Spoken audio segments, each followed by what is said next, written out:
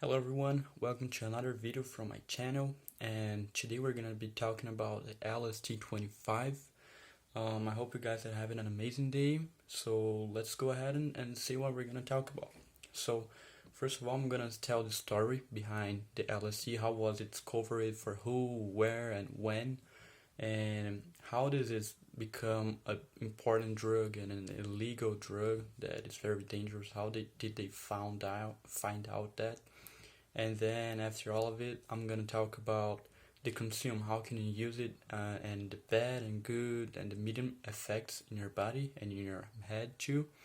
And at the end, I'm gonna put a fun fact just because today I have a good humor, alright? So, Albert Hoffman, this name is very important, Albert Hoffman, he discovered the LSD-25. LSD-25, it's a drug. It's nowadays a drug, but it came from a mushroom, from a type of mushroom. It's a huge name, so I'm not gonna try to say it. But the chemistry composition is C20H25N3O, O from oxygen. And this is the LSD, the basic one, the pure one, that nowadays is kind of rare to find because nowadays, after a long period of study and traffic and all this stuff, they modify the LSD. So nowadays there are a bunch of fake LSD. So to get the original one is kind of hard. So it was discovered in April 16th of 1938 by Albert Hoffman in Switzerland. I think it's Switzerland. And so a couple of years later, about 5 years later, he accidentally dropped it, a little bit of the drug on his skin, and a couple minutes after it, he started seeing strong colors and geometric figures around him, and he said, "What is that?" And then he realized that he dropped something on his hand, and so he said, "Wow, this is a drug. This is something important. This is something huge that we're dealing with." So 3 days later, after this accident, he tried it. He actually put it in his mouth and tried it as everybody tries nowadays. And this was the first time that someone tried the LSD. And of course, more stronger than when he dropped it on his skin. Now it took like 11 or 12 hours for all the illusions and the hallucinogenic drug stop affecting on his body. So and then he discovered the LSD. He discovered the drug and said, "Wow, this is important. Let's study it."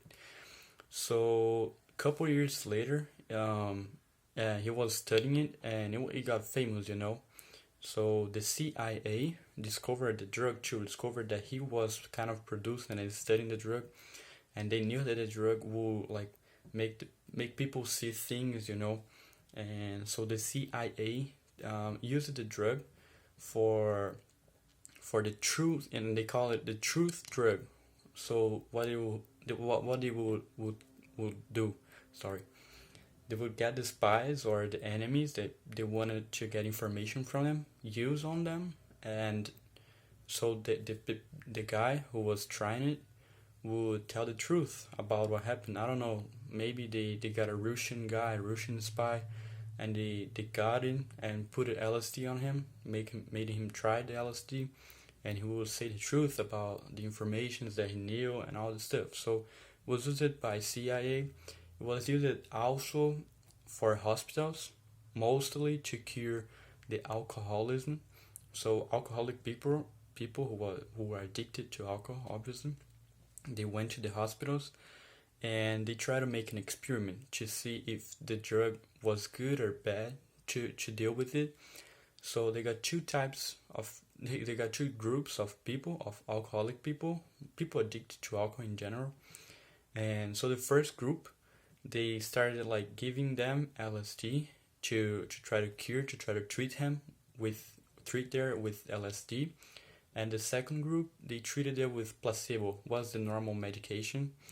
So after a couple months, people who were treating with LSD, the first group, got an improvement of 58%. So they were less addicted to alcohol than the second group, was just 38% of improvement. They saw this improvement.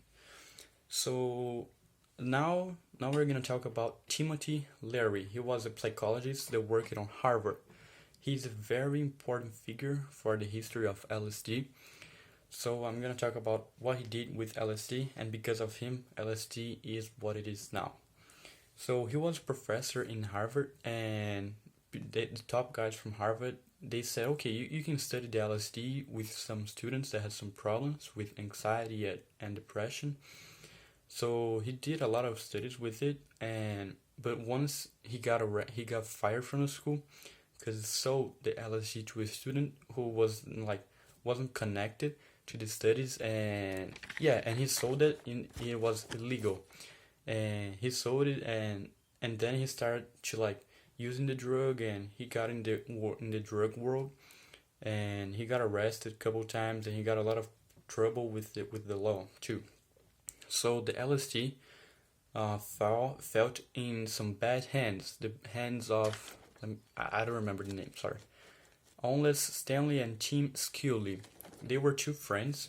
They were not chemistry, but they were yeah, they knew about chemistry, but they were not officially chemistries.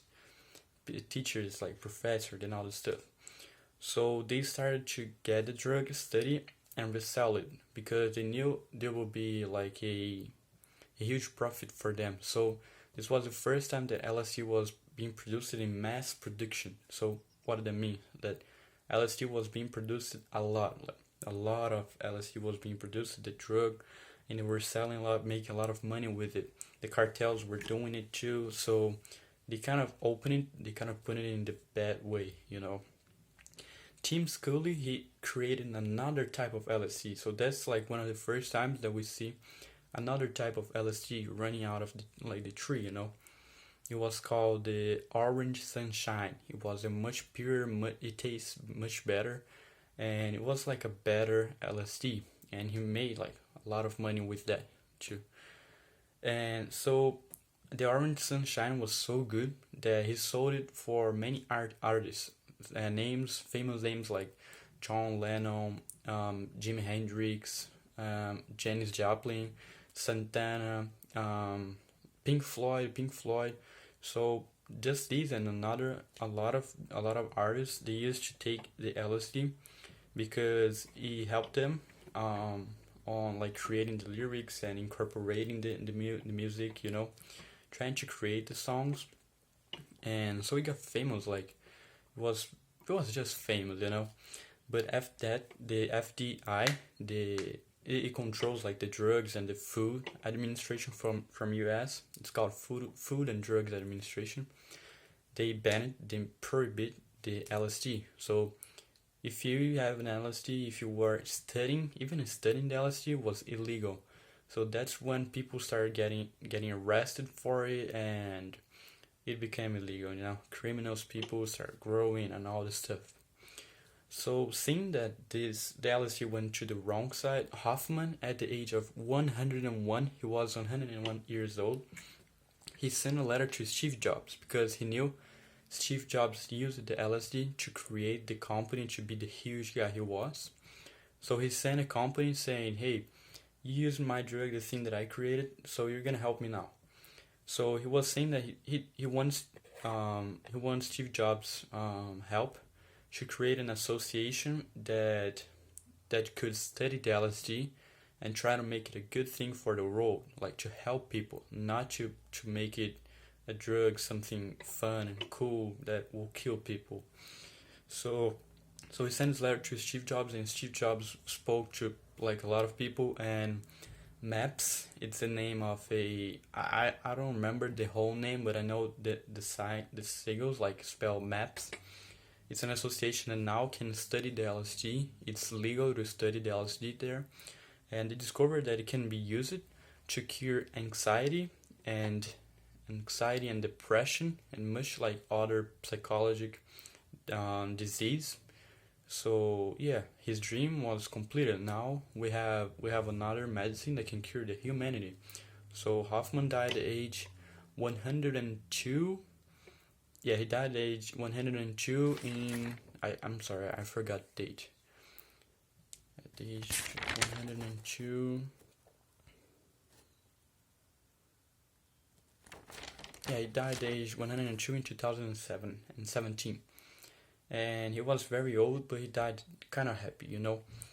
So this was the story about the LSD, and now I'm gonna say about the consume and the effect. So you can consume the LSD liquid or solid. Solid they call blooters, just little pieces of paper with a huge absorption, high absorption. So you dip it in the liquid LSD and you put under your tongue like here. So that's how you use it, and then you wait just 20 and 60 minutes, and then you will have the whole effect for 12 hours. So the good effects, you have a better joy from the activities, the momentary activities. You have more creativity. You have more joy. You can dance. You can sing. You can compose songs. You have more energy too. So the good effects are good, but momentary. You're just gonna have it now. The not good but not bad effects is the visual distortion. So you're gonna like kind of see things far away, like bigger or smaller. Synesthesia. So like I have a black thing here, so I'm gonna smell this and say I'm smelling the black. Like you can smell colors or all this other stuff, crazy stuff.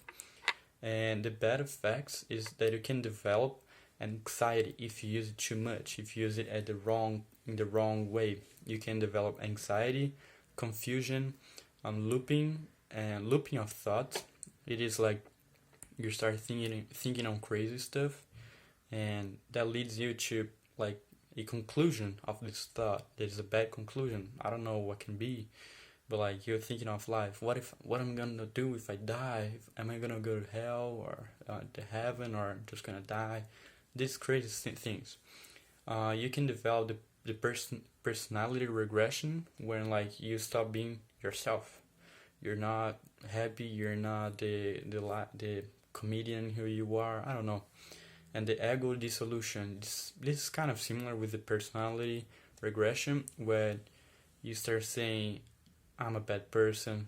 I don't have to live anymore." So it kind of leads to depression. And these were the effects and how to consume. And now the fun fact: LSD never killed anyone. The LSD, the natural one, the pure one, never killed anyone. But the one who have killed people is the N-bombs. N-bombs. It's like a type of LSD from the LSD-3 that is very strong. It's like the double of the LSD. You have the effects will be on you for more than 1 or 2 days, depending on how you use it.